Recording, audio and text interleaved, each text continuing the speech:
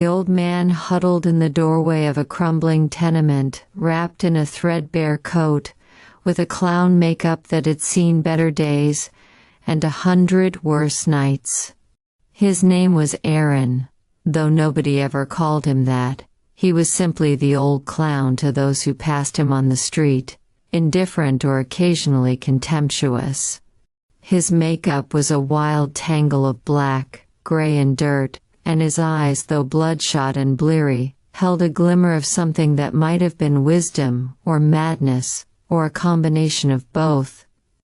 He spent his days perched on a piece of cardboard, his gaze fixed on the passing parade of broken lives, each more mundane than the last. The streets were a cruel circus where people performed their own little dramas, quick fixes and quick excuses, a parade of short-lived successes and endless disappointments. Aaron saw it all, and he saw through it. He knew too much, a burden that no one wanted to share, least of all him.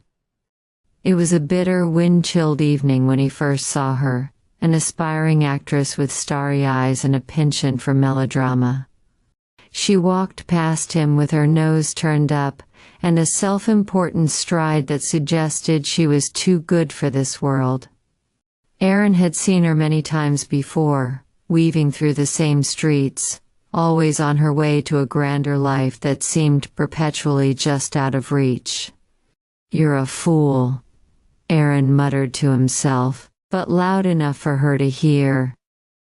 "You're as deluded as the rest of us." The woman, whose name he did not know and would never bother to, turned her head slightly, a frown etched into her perfectly made-up face. "What did you say?" she asked, her voice a mixture of curiosity and disdain. Aaron looked up from his cardboard throne, meeting her gaze with an almost amused look of contempt. "I said you're a fool. You think your dreams are something special, but they're just another distraction from the void." Her expression turned to one of offended indignation. "Who do you think you are? You don't know me." "Know you?" Aaron said, curling his lips. "I don't need to know you. I know the whole damn parade. You're all just actors in a play that's been written by a madman who thinks misery is entertainment." She stared at him for a moment, her outrage fading into a puzzled sort of pity. "And what do you know about anything? You're just a homeless clown." Aaron's eyes darkened, a storm brewing in their depths. "I know about broken dreams. I know about empty promises. I know that every smile hides a toothache, and every laugh masks a cry. I know that the world is a grimy joke, and you're all just too damn blind to see it." She turned on her heel, a gesture of finality, her high heels clacking sharply against the pavement as she left him behind. Aaron watched her go, the trace of her departing figure lost in the haze of streetlights and the thickening darkness. The night grew colder, and Aaron's breath came out in visible puffs, each one a small testament to the fact that he was still alive. He shivered slightly, not from the cold but from the weight of his own realizations. The world was a harsh mistress, and he was its most reluctant student.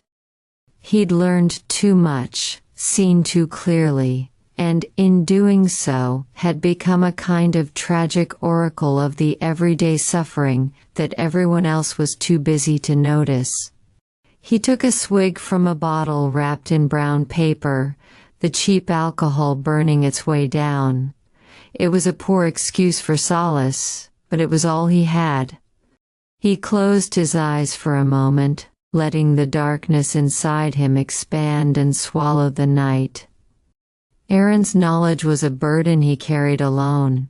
It was a curse to see too much, to understand the emptiness beneath the surface of things, to recognize the futility of dreams and the endless parade of lost hopes. But it was his curse, and he wore it with his clown makeup. As the streets continued their indifferent dance around him, Aaron remained, a witness to existence, a man who knew too much and had nowhere else to go.